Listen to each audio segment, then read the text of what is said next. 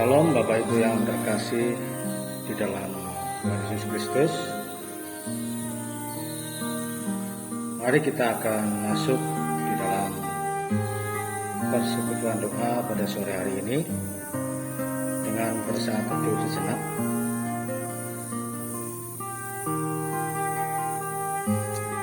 Saat teduh cukup.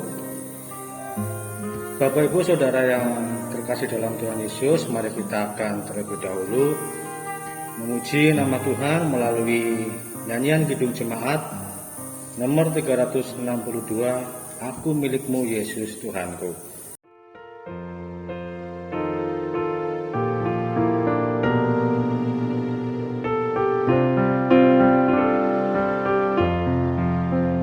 Aku milikmu Yesus Tuhanku, ku dengar suaramu,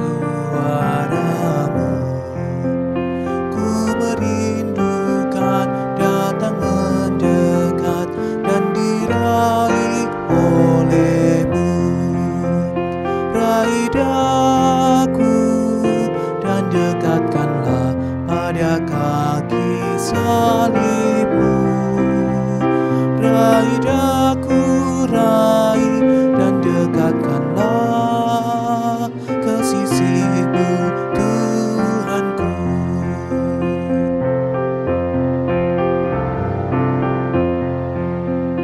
Dalam dunia tak seutuhnya ku pahami kasih-Mu, sukacita pun barulah lengkap bila ku di rumah-Mu.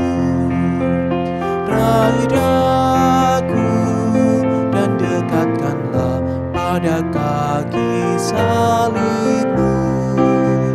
Raih daku, raih dan dekatkanlah ke sisi-Mu Tuhanku.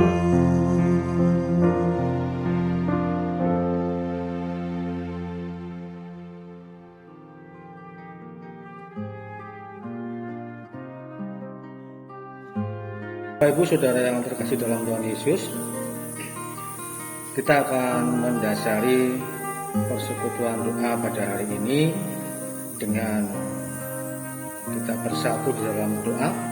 Mari kita berdoa. Bapa dalam surga, kami mengucap syukur kami boleh merasakan kasih-Mu dalam setiap kehidupan kami Tuhan, baik itu suka maupun duka. Dan pada hari ini, pada kesempatan ini Tuhan, kembali kami anak-anak-Mu menghadap kehadirat-Mu ya Tuhan, bersekutu melalui persekutuan doa pada sore hari ini Tuhan. Kiranya Engkau memberkati persekutuan doa pada sore hari ini dari awal, pertengahan sampai akhirnya nanti Tuhan. Berkati kami juga untuk bisa menerima setiap firman-Mu dan boleh kami lakukan dalam kehidupan sehari-hari Tuhan. Terlebih Tuhan, kami mohon kiranya Engkau melayakan kehidupan kami Tuhan. Ampuni setiap dosa kesalahan kami, sehingga kami boleh senantiasa Engkau sucikan, sehingga kehidupan kami boleh memuliakan nama-Mu Tuhan. Terima kasih ya Tuhan Yesus, kami menyerahkan persekutuan doa pada sore hari ini ke dalam tangan kuasa-Mu. Hanya di dalam nama Tuhan kami Yesus kami berdoa dan mengucap syukur. Amin. Bapak Ibu Saudara yang terkasih dalam Tuhan Yesus, mari kita akan membuka Alkitab kita yang diambil dari Kisah Para Rasul pasal 7 ayat 55 sampai dengan 60. Demikian firman Tuhan. Tetapi Stefanus yang penuh dengan Roh Kudus menatap ke langit, lalu melihat kemuliaan Allah dan Yesus berdiri di sebelah kanan Allah. Lalu katanya, sungguh aku melihat langit terbuka dan anak manusia berdiri di sebelah kanan Allah. Maka berteriak-teriaklah mereka dan sambil menutup telinga serentak menyerbu dia. Mereka menyeret dia keluar kota, lalu melemparinya. Dan saksi-saksi meletakkan jubah mereka di depan kaki seorang muda yang bernama Saulus. Sedang mereka melemparinya, Stefanus berdoa. Katanya, "Ya Tuhan Yesus, terimalah rohku." Sambil berlutut ia berseru dengan suara nyaring, "Tuhan, janganlah tanggungkan dosa ini kepada mereka." Dan dengan perkataan itu meninggallah ia. Tema persekutuan doa kita pada sore hari ini yaitu mengikuti jejaknya. Seorang bapak gereja yang bernama Thomas A. Kempis pernah menuliskan lebih kurang demikian. Yesus memang mempunyai banyak pengikut yang ingin dimuliakan di surga, tetapi hanya sedikit yang bersedia memanggul salib bersama dia. Banyak yang ingin menikmati penghiburan dari Yesus, tetapi hanya sedikit yang sanggup menderita pencobaan bersamanya. Banyak sekali yang suka duduk makan bersama Yesus, tetapi hanya sedikit yang bersedia ikut berpuasa bersama dia.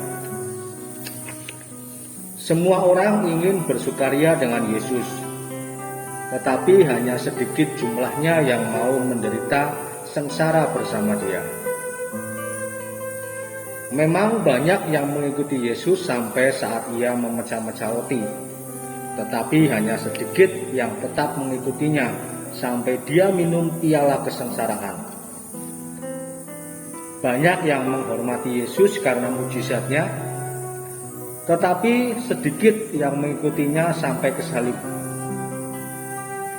Banyak yang memuji dan meluhurkan Yesus selama mereka menerima penghiburan darinya.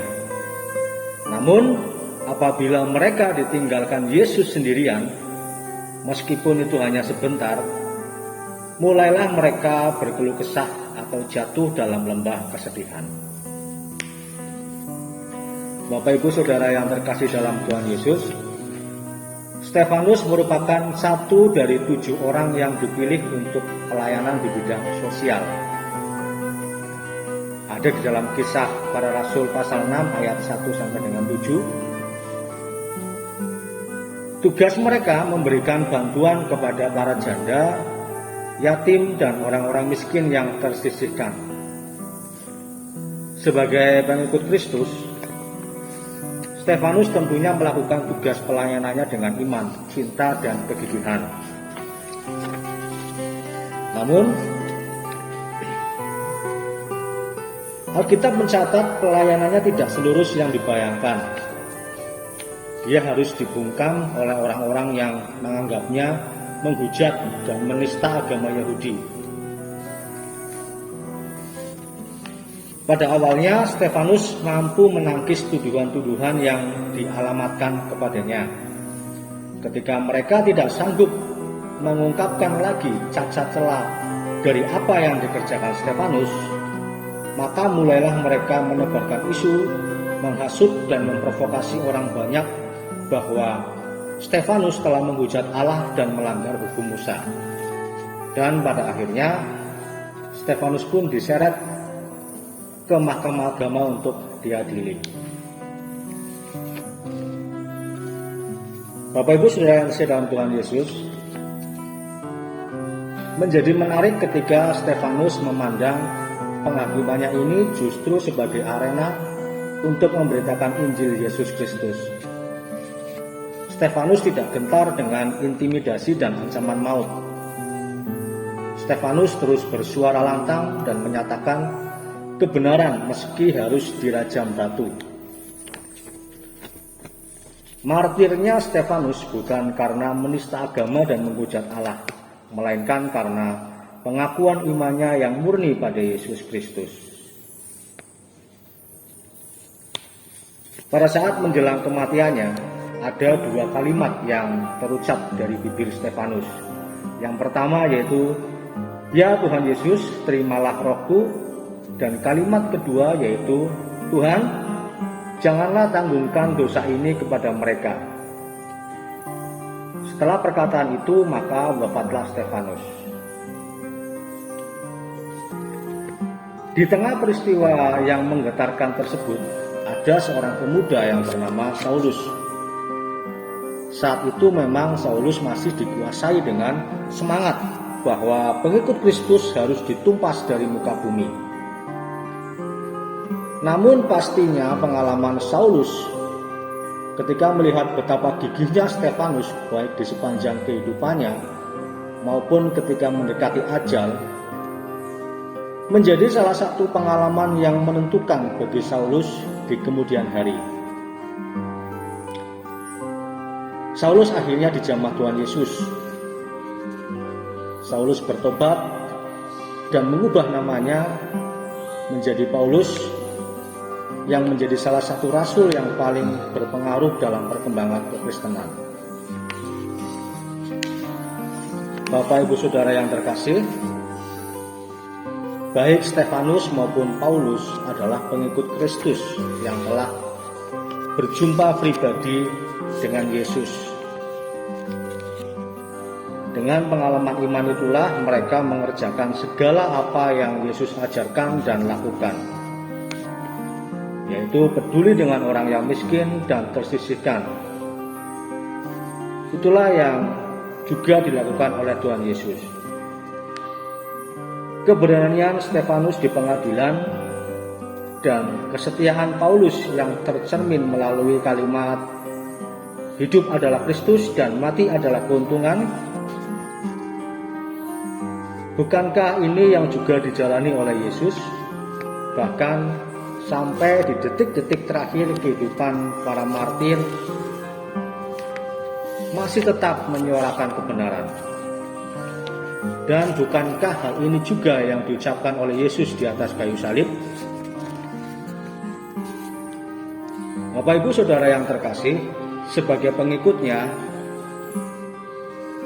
sudah seharusnya kita patut mengikuti jejak Kristus. Dalam keadaan dan situasi apapun, mengikutinya adalah hal yang tidak bisa ditawar-tawar lagi. Mengikut Yesus artinya berusaha untuk terus berjalan bersamanya, meneladaninya, mengasihinya, dan terus semakin serupa dengannya. Selamat menghayati jejak Kristus di masa Prapaskah, dan yang pasti selamat berjalan bersamanya. Amin. Mari kita akan memuji nama Tuhan kembali melalui nyanyian Kidung Jemaat nomor 375, Saya Mau Ikut Yesus.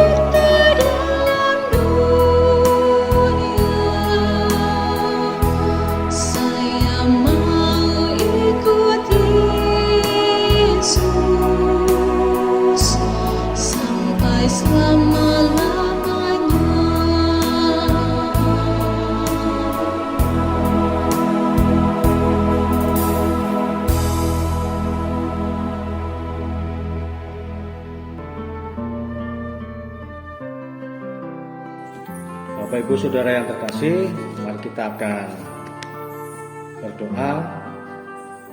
Kita akan bersama-sama menghadap kehadiran Tuhan. Mari kita satu dalam doa.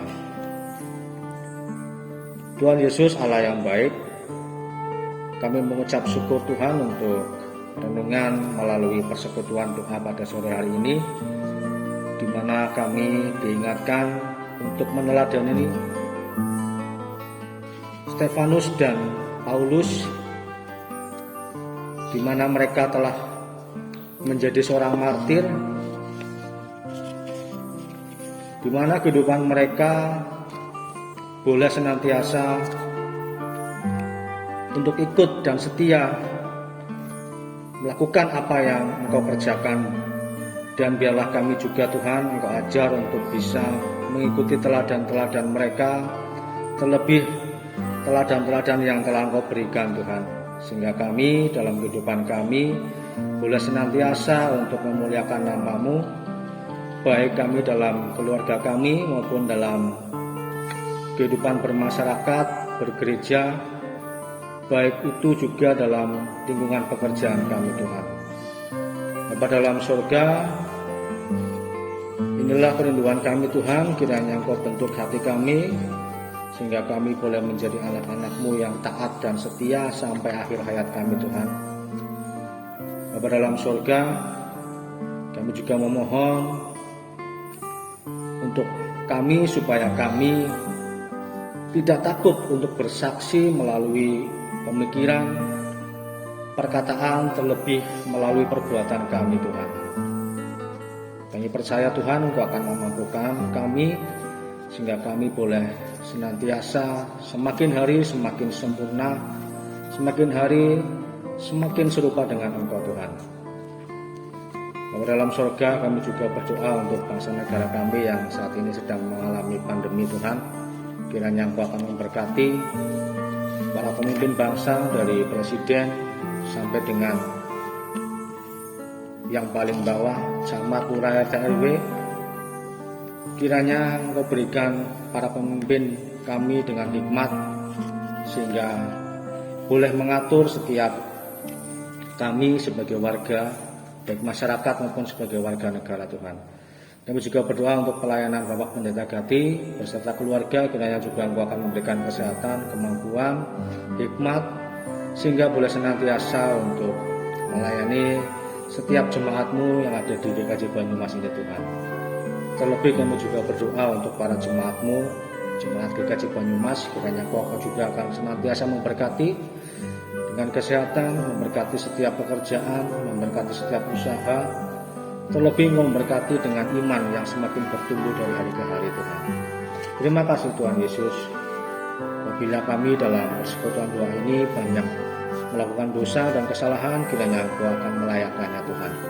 Terima kasih Tuhan Yesus. Dan kami akhiri persekutuan doa pada sore hari ini. Di dalam nama-Mu yang kudus Tuhan Yesus, kami berdoa dan mengucap syukur. Haleluya. Amin.